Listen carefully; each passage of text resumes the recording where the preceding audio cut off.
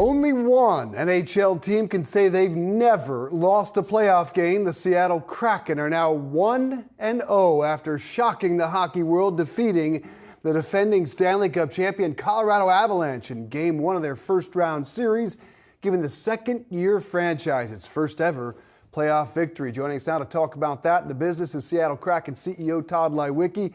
Congrats, sir.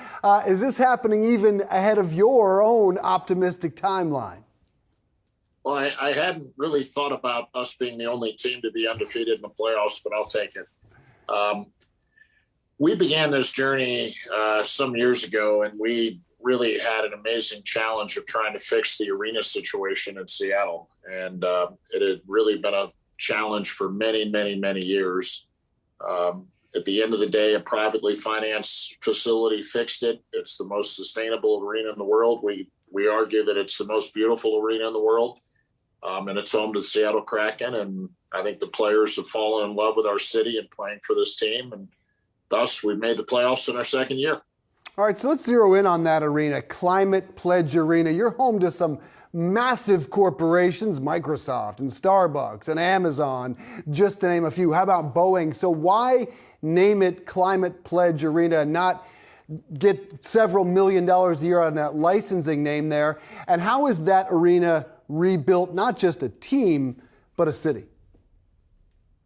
Well, we think the arena's had a huge impact on our community. We're right in the heart of Seattle on this beautiful Seattle Center campus. But why the Climate Pledge? Because mission matters, and mission matters in everything you do. We saw it with our team last night. And when you have mission, our mission is to be the most sustainable arena in the world and show the rest of the world it's possible. At the end of every year, we will certify as a zero carbon building. We will buy some carbon credits, but we are leading the way. No fossil fuels, no gas. We serve brilliant food, but it's all cooked with electric. And at the end of every event, 98, 99% of the waste coming out of the building is either going composting or recycling. It's mission, and mission matters. Bravo. And I know Earth Day is right around the corner. So big picture, what's been the key in building the success? You started in a global pandemic. You've established a rabid fan base from really the first drop of the puck. How do you do it so fast?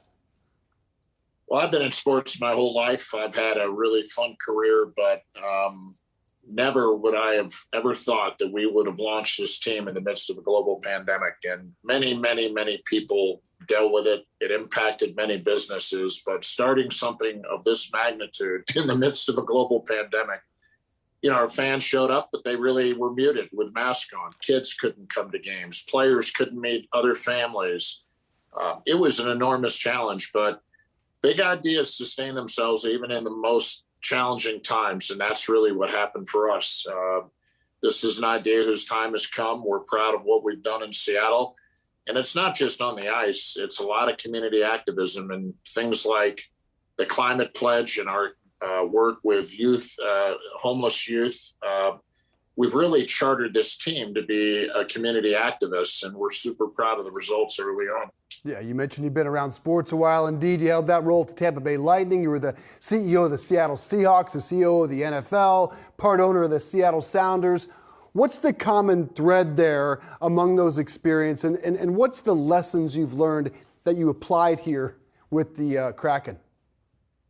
Well, I'd say the primary mission for me is serving fans and serving community, and I love doing it. Last night, we're facing a great team here. We got a long way to go. They're the defending champs. We don't take anything for granted, but last night was a little bit of payback for our fans. And in all of my roles in sports, I've loved serving fans. Fans believe that, they give you money for tickets, but they really give you your time. And the most important thing they give you is their passion. And the passion that our fans have for what we're doing has really fueled us. And it's helped us get through all sorts of incredible challenges and not just launching this team, but opening a new building.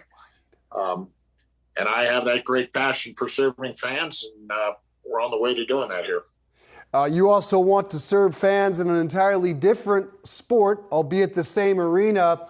Your mayor, in fact, said that he thinks you can attract an NBA team in a shorter timeline than 5 years. What's the likelihood and what sets Seattle apart from other cities like Las Vegas? Well, I was here. I was CEO of the Seahawks and saw the Sonics leave. It was just incredible. Here's this community with so many assets and resources and companies, and the Sonics left.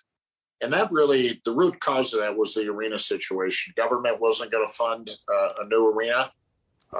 They were wary about investing in arenas and venues.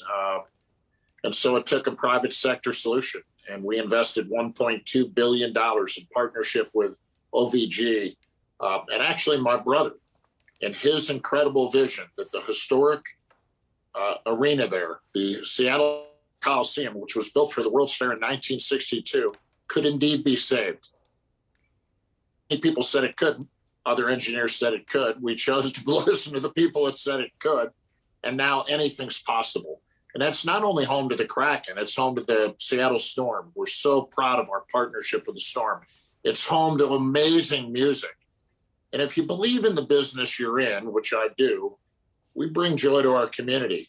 And every man, woman, and child in our community will have reason to come under that roof and to celebrate something, whether it be Bruce Springsteen, the Seattle Storm, or yes, your playoff participating Seattle Kraken.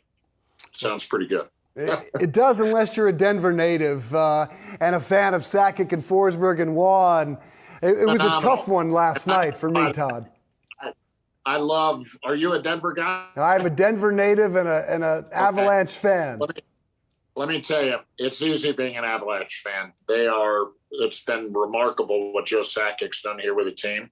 We have great, great respect. And we're in for another challenging game tomorrow, but a moment of joy. Let me live the day, just enjoying what happened last night. Indeed. Best of luck, sir, and enjoy that first home playoff game this weekend. That should be quite a scene. Tod Leiweke, good to see you, sir. Best of luck.